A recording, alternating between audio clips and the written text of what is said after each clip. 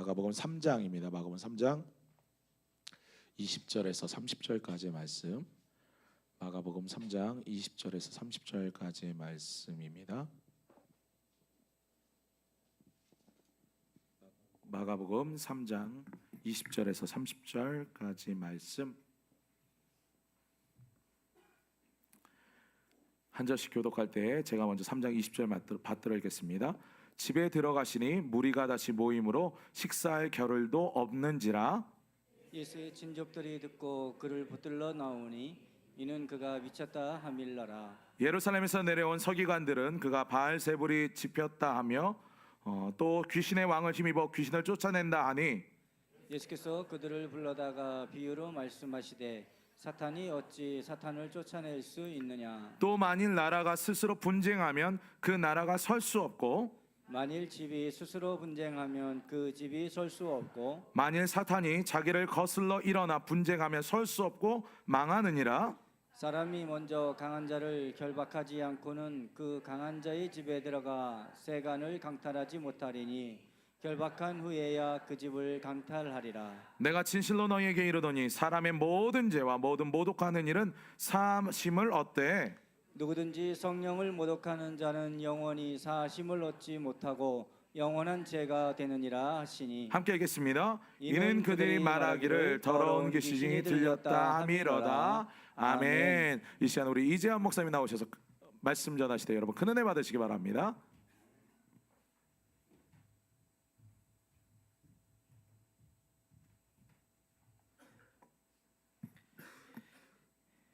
할렐루야. 오늘 이 주일 오후에도 하나님의 은혜가 우리 가운데 가득하길 바랍니다. 우리 옆에 있는 사람한테 우리 한번 인사합시다. 우리 예배 가운데 은혜 받읍시다. 네, 이미 찬양 가운데 은혜 받고 이제 말씀 가운데 은혜의 속으로 들어가길 바랍니다. 점심 맛있게 드셨죠? 네, 저도 너무 맛있게 먹어서 너무 많이 먹은 것 같습니다. 그래서 약간 졸린 기운이 있는데 우리가 그럼에도 불구하고 말씀을 향해서 달려가는 우리 마음이 더 커서 졸음을 이겨낼 수 있기를 바랍니다. 우린 살다 보면은 오해를 받을 때가 있습니다. 잘못된 소문 때문에 또는 어려울 때가 있습니다. 제 첫 사역지에 담임 목사님께서 전도사 시절 때 있었던 일인데, 그때는 전도사 시절 때 너무 형편이 어려워서 그 교회에서 사역을 마치고 너무 배고픈데 돈은 없으니까 그 교회 근처에 있는 포장마차에서 국수 한 그릇을 종종 드셨다라고 합니다. 제일 싼 음식 중에 하나라고 해요. 그런데 소문이 났는데 전도사님이 포장마차에서 한잔 한다라는 소문이 나오고 만 겁니다.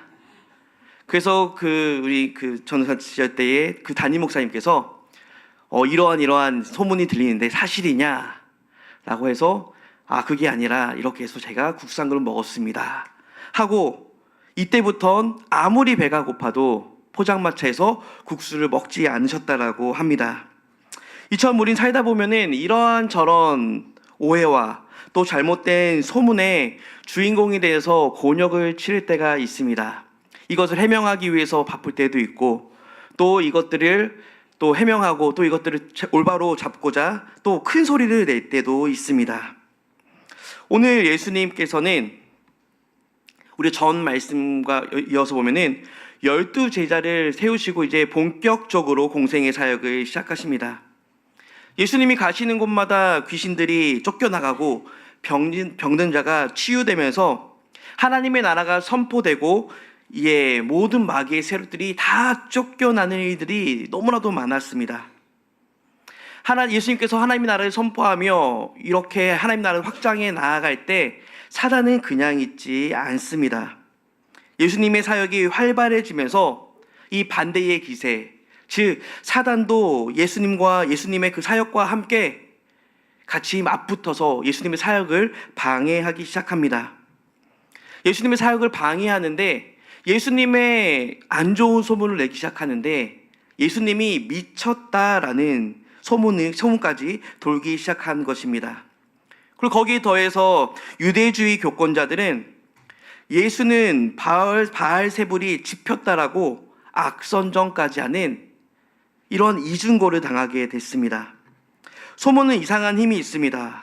근거가 있거나 없거나 그 소문은 일파만파 전파됩니다.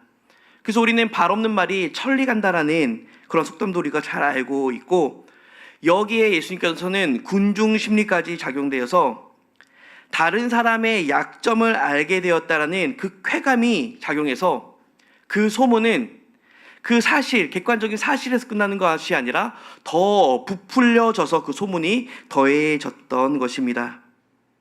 그리고 더 나아가서 유대의 종교자들의 권력자들, 즉 이 당시에 권력자들이 개입하면서 이 소문의 근거와는 상관없이 이 소문들이 점점점 커져가고 확대 재생산되었습니다. 예수님의 처지가 점점점 어려워지고 있습니다. 예수님은 사역을 하면 할수록 사람들을 고치시고 병자를 낫게 하시고 귀신들을 쫓으면서 사람들을 위해서 열심히 사역하시는데, 예수님은 그러면 그럴수록 점점 자신의 목숨이 위태로워지고 있었던 것입니다. 이러한 상황 가운데서 예수님은 어떻게 이런 상황들을 풀어나가셨는지 오늘 말씀을 통해서 함께 보기 원합니다. 우리 함께 20절 말씀 우리와 함께 한 목소리 읽도록 하겠습니다. 시작. 집에 들어가시니 무리가 다시 모임으로 식사할 겨를도 없는지라. 아멘. 예수님이 들어가신 집은 가버나움 집에 있는 시몬과 안드레의 집이라고 해석됩니다. 여기서 열병에서 고침받은 시몬의 장모가 수중을 들었고, 이때는 식사 때였는데 예수님께서는 많은 군중으로, 많은 무리로 인해서 예수님께서는 식사할 시간도 얻지 못하고 계셨습니다. 무리들은 지난번에 설교했다 않았듯이 우리가 예수님으로부터 구원을 얻고자, 영생을 얻고자 쫓은 것이 아니라 자기의 나음을 얻고자, 나의 귀신 들림을 낫고자 예수님을 쫓았던 그 무리들인데, 예수님께서는 그 무리들을 그냥 두지 않으셨습니다. 정말로 그 본질을 찾지 아니하고 내 어려움만을 해결하기 위해서 다가오는, 간절히 찾는 그 무리에게 예수님께서는 결코 실망함을 주지 않으셨습니다. 예수님께 나와 옷자락을 만지며 또 예수님의 이름을 불러가며 자신의 그 모든 어려운 질고를 낫고자 하는 이들에게 모두 나음을 선포해 주셨습니다. 그리고 그 사역을 통해서 하나님의 나라에 관하여서 그 무리들에게 설명해 주었습니다. 전에도 말했지만 우리는 너무나도 점잖게 신앙생활을 합니다. 예수님의 옷자락을 만지고 나았던 혈루증 여인처럼 예수님을 보기 위해서 돌무화과 나무 위에 올라가서 예수님을 바라봤던 삭개오처럼, 또 예수님을 만나 그 두 눈이 뜨고자 큰 소리로 외쳤던 그 맹인들처럼 우리도 예수님의 이름을 큰 소리로 외쳐 부를 수 있는 간절한 그런 마음이 우리 가운데에 있기를 원합니다. 그 간절한 마음이 어쩌면 또 그 간절함과 또 그 감사의 고백이 우리가 찬양할 때 오늘 열심히 뛰면서 찬양했던 그런 모습으로 또한 나오지 않을까 생각합니다. 우리의 삶의 문제를 가지고 간절히 찾는 자에게 예수님께서는 만나주신다라고 말하고 있습니다. 근데 21절 말씀에서 보면은 이렇게 열심히 사역을 하시면서 천국 복음을 전하시는데 21절에 가족이 등장합니다. 근데 이 21절에서 보면은 이 가족이 예수님 보고 미쳤다라고 말하고 있습니다. 이 부분에 있어서는 다음번 제 설교할 때 예수님의 31절부터 나오는 예수님의 형제 자매가 누구인가, 이걸 나눌 때 이 부분과 함께 접목해서 함께 나누도록 하겠습니다. 그럼 계속해서 22절로 넘어가면은 우리 22절 말씀 우리가 함께 한 목소리 읽겠습니다. 시작. 예루살렘에서 내려온 서기관들과 그가 바알세불이 짚혔다 하며 또 귀신의 왕을 힘입어 귀신을 쫓아낸다 하니. 아멘. 예루살렘에서 내려온 서기관들은 자신의 권위를 앞세워서 예수님이 바알세불에 짚혔다라고 악선전을 하고 있습니다. 여기서 짚혔다라는 말을 우리가 요즘에 쓰지 않는 말인데, 이 짚혔다라는 말은 엉기어 붙었다라는 말입니다. 쉬운 성경에서는 예수가 바알세불이 들렸다라고 해석을 했고 현대인의 성경에서는 그에게 사탄이 붙었다라고 번역을 하였습니다. 즉, 이 짚혔다라는 말은 예수님이 귀신 들렸다라는 말입니다. 어이없게도 서기관들은 예수님이 귀신을 쫓아낸 이 사건을 가지고 귀신의 왕의 힘으로 귀신을 쫓아낸 것이라고 평가하고 해석한 것입니다. 이는 다른 어떠한 소문보다도 더 악질적인 소문이었습니다. 예수님을 향해 미친 자 중에서 가장 미치광이라고 한 것입니다. 율법에 정통하고 또 영의 세계에 대해서도 밝히 한다라고 자부심을 가지고 있던 서기관들이었습니다. 그러나 이 서기관들은 예수님으로 인하여서 자기 자리의 위치가 흔들리는 것을 보고 또 예수님이 저렇게 인기 많은 것을 보고 시기심으로 인해서 지극히 비상식적인 말로 예수님을 혹평하며 성령님을 모독하는 아주 심각한 죄를 범한 것입니다. 우리는 서기관들을 보면서 이 서기관들이 문자적으로는 또 책으로는 글로는 그들이 깨달아 안 것은 정말 아무 소용이 없음을 우리는 깨닫게 됩니다. 하나님의 말씀은 우리가 지식으로 아는 것이 아니라 하나님의 말씀에 순종하려는 거룩한 마음이 가득해야 함을 깨달으시기 바랍니다. 그래서 우리가 말씀 시간을 통하여서 우리의 지식을 쌓는 시간이 되는 것이 아니라 단순히 성경을 달달 외우는 시간이 아니라 이 말씀 속에서 하나님께서 우리 가운데 말씀하시는 그 하나님의 마음을 알아갈 수 있는 우리 모두가 되기를 바랍니다. 예수님께서는 이러한 미쳤다라고 하며 또 바알세불에 짚혔다라고 하는 이러한 말씀을 듣고 예수님께서는 이들과 함께 신학적인 논쟁을 펼치십니다. 우리 23절 말씀 함께 보도록 하겠습니다. 시작. 예수께서 그들을 불러다가 비유로 말씀하시되 사탄이 어찌 사탄을 쫓아낼 수 있느냐. 아멘. 예수님께서는 비유로 말씀하시면서 사탄이 사탄을 쫓아낼 수 없음을 24절에서는 나라의 비유로 25절에서는 지배의 비유로 사탄이 어떻게 사탄을 쫓아낼 수 있느냐라고 말씀하십니다. 예수님께서는 서기관들이 영적으로는 지극히 초보적인 단계에 있음을 지적하십니다. 사탄은 자기 부하를 시켜서 다른 사탄을 쫓아내는 것이 아니라 오히려 그 부하 사탄을 시켜서 더 악한 일을 행하도록 만드는 것이 바로 사탄입니다. 그러므로 예수님이 행한 귀신 쫓는 사역은 이것은 사탄이 행할 수 없는 일임을 밝혀주고 있습니다. 그리고 두 번째, 나라와 집 비유를 하면서 내부 분열된 나라와 집은 잘 될 수 없음을, 잘 설 수 없음을 말씀하고 있습니다. 우리가 역사를 보면은 한 나라가 망하는 것은 물론 아주 강대국이 외세 침입으로 인해서 망하는 것이 주된 이유도 있지만 보통 우리가 보게 되면은 그 사이에 자신의 나라를 팔아먹는 매국노가 스파이 노릇을 하기 때문입니다. 또한 가정 안에서도 권위와 질서가 무너지고 또 부모와 자녀가 다투고 부부가 다투고 형제가 늘 다툰다면 그 집은 온전히 설 수가 없을 것입니다. 오히려 망하게 되는 그 길을 걸어가게 될 것입니다.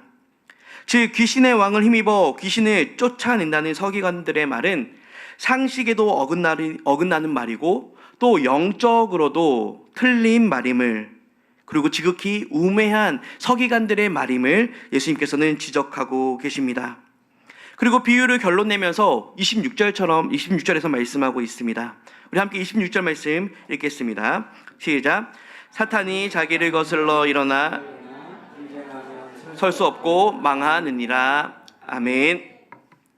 나라와 집의 비유에 대한 결론으로 사탄이 내분에 빠지면 그 사탄의 왕국이 결국 망하게 될 것이라고 말하고 있습니다. 즉 예수님은 서기관들이 말한 것에 변증하기 위해서 사탄이 사탄을 쫓아내거나 죽이거나 하는 일이 없듯이 내가 행한 모든 일들, 내가 하는 모든 사역들은 사탄의 힘을 빌어서 한 것이 아님을 분명하게 밝히고 있습니다. 그리고 예수님께서는 서기관들의 말에 변증하는 것에 이어서 이제는 예수님께서 적극적으로 예수님께서 어떠한 일을 하시는지 설명하고 있습니다. 27절 말씀 우리 함께 보도록 하겠습니다. 시작.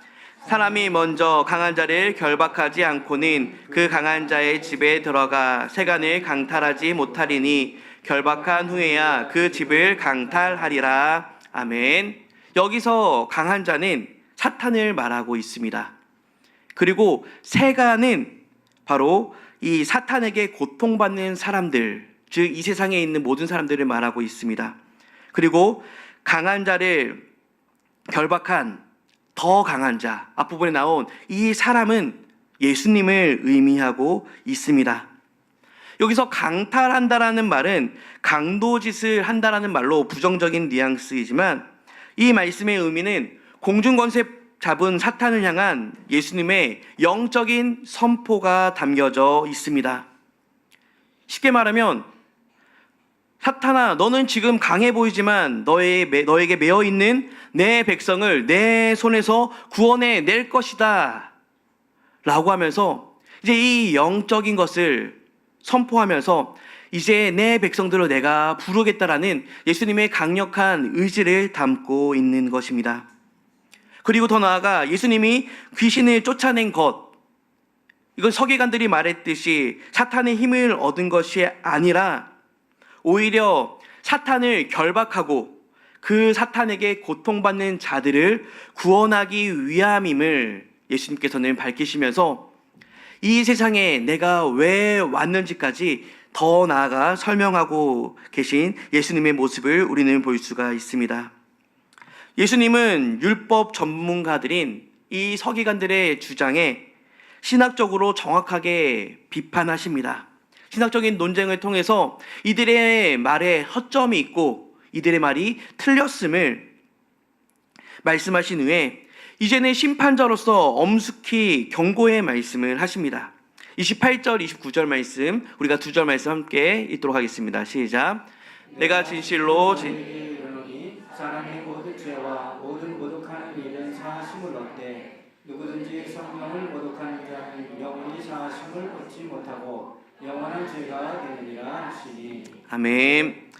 사람의 모든 죄는 사함을 받을 수 있는데 예외가 있다는 것입니다. 사함을 받지 못한 죄가 있는데 그것은 바로 성령을 모독하는 죄라고 말씀하십니다. 성령을 모독하는 자는 영원히 사하심을 얻지 못하기 때문에 우리는 성령을 모독하는 일에 대해서 분명히 알아야 하는 것입니다. 그렇다면 왜 성령을 모독하는 자는 사함을 받을 수 없는가? 우리가 회개할 수 있는 이유는 바로 성령의 역사로 인한 것입니다. 내 의지가 아니라 내가 하고 싶어서 하는 것이 아니라 성령님께서 우리 가운데 죄를 깨닫게 하시고 우리가 그 죄를 미워하면서 회개할 수 있는 그 시작이 바로 성령이라는 것입니다. 절대적으로 성령의 감동하심이 필요한 것입니다. 그러면 성령을 모독하면 이것은 바로 회개를 거부하게 되는 것입니다. 그리고 회개를 거부하는 자는 당연히 사하심을 받을 수도 없는 것입니다. 예수님이 서기관들에게 이 성령을 모독한 것에 대한 이 죄에 대해서 말씀하신 것은 그들이 예수님을 더러운 귀신이 들렸다 했기 때문이라고 말씀에서는 우리 가운데 보여주고 있습니다. 예수님이 귀신을 내어 쫓으면서 자유를 선포하시는데 그것을 귀신의 왕으로 힘입었다라고 하였으니 결국 성령을 마귀의 왕으로 취급한 것이고 이것이 결국에는 성령을 모독한 죄가 되고만 것입니다. 예수님께서는 이 서기관들에게 이렇게 독하게까지 말씀하시면서 너희가 성령을 모독하고 있다라고 말씀하시면서까지 서기관들에게 몰아세우신 것은 예수님의 마음이 예수님께서 이 땅에 오신 이유가 이 서기관들도 함께 포함되어져 있기 때문입니다. 예수님께서는 오늘 이 비유와 경고의 말씀을 주신 것은 자신의 사역을 질투하면서 오해하고 잘못된 소문을 바로 잡아주시기 위함도 있었지만 바로 자신을 대적하고 있는 이 서기관들을 향한 예수님의 마음을 그들에게 알려주시기 위함이었습니다. 이 서기관들이 행하는 것 악한 일이었습니다. 예수님을 표적 삼아서 대적하고 예수님과 싸우려 하고 예수님의 그 높은 그 인기를 다 끌어내리려고 하는 이 서기관들이었습니다. 바리새인과 헤롯 당 이들이 예수님을 죽이려고 했었고 또 오늘 서기관들도 예수님을 대적하려고 한 이 모습을 보면 너무나도 어리석은 모습임을 우리는 알 수가 있습니다. 왜냐하면 예수님께서 이 땅에 오신 이유가 무엇입니까? 우리를 구원하시기 위해서, 우리를 살리기 위해서 이 땅에 오셨습니다. 그리고 예수님께서는 그 사명을 가지고 이 땅 가운데서 그 공생의 기간 동안에 수많은 질병들을, 수많은 귀신 들린 자들을 고치셨고 구원해 주셨습니다. 그런데 그렇게 행하신 예수님이 자신의 위치를 위협한다라고 느낀 종교 지도자들은 예수님을 적대시하고 질투하고 분쟁하는 것입니다. 여기서 끝나는 종교 지도자들은 모두 망하게 되는 것입니다. 그래서 예수님께서 오늘 이 말씀처럼 이처럼 강하게 말씀하시는 것은 이 불의한 서기관들까지도 구원하시기 위함이었습니다. 예수님께서는 이 땅에 오신 이 목적, 예수님께서 이 땅에서 행하시는 모두 하나님의 나라를 펼쳐나가는 그 말씀을 가지고 어느 사람 편견 없이 모두가 구원의 길을 걸을 수 있도록 예수님께서는 그 길을 열어주신 것입니다. 그렇기 때문에 예수님께서는 바리새인과 헤롯 당 그리고 서기관들의 오해와 또 오해를 넘어선 거짓 증거, 이것에 흔들리지 않으셨습니다. 그들과 함께 싸우지 않으셨습니다. 예수님도 온전한 인간이시기 때문에 그러한 거짓된 말을 들었을 때 얼마나 그 말들이 마음에 비수와 같이 꽂혔겠습니까? 우리가 만약 그런 말을 듣는다면 우리는 해명하고 변명하고 또 그렇게 말하는 자들을 찾아가서 싸우기 바쁠 것입니다. 근데 예수님께서는 이러한 것들은 나라가, 가정이 스스로 분쟁하는 것이라고 말씀해 주면서 이 분쟁의 결국은 설 수 없는 것임을, 망하는 것임을 분명하게 말씀해 주고 있습니다. 그래서 예수님께서는 분쟁이 아니라 오히려 더 냉철해지셔서 그들을 바로잡아 주고 계십니다. 왜냐하면 예수님께서 중요한 것은 내 인기 또는 내 위치 또 내가 가지고 있는 것이 아니라 하나님의 뜻을 성취해 가는 것이기 때문입니다. 예수님께서는 이 일을 위해 오셨고 이러한 말도 안 되는 상황 속에서도 묵묵히 하나님의 그 뜻을 이어나갔던 것입니다. 이것이 바로 복음을 짊어지고 사는 사명자의 삶인 줄 믿습니다. 예수님께서는 이러한 복음 증거자의 사명을 짊어진 채 십자가에서도 아무런 죄가 없으셨지만 그냥 묵묵히 그 십자가의 길을 감당하시면서 하나님의 뜻을 펼쳤던 것을 기억하시기 바랍니다. 우리도 예수님과 같이 이 하나님의 뜻을 품고 사는 자들이 되기를 원합니다.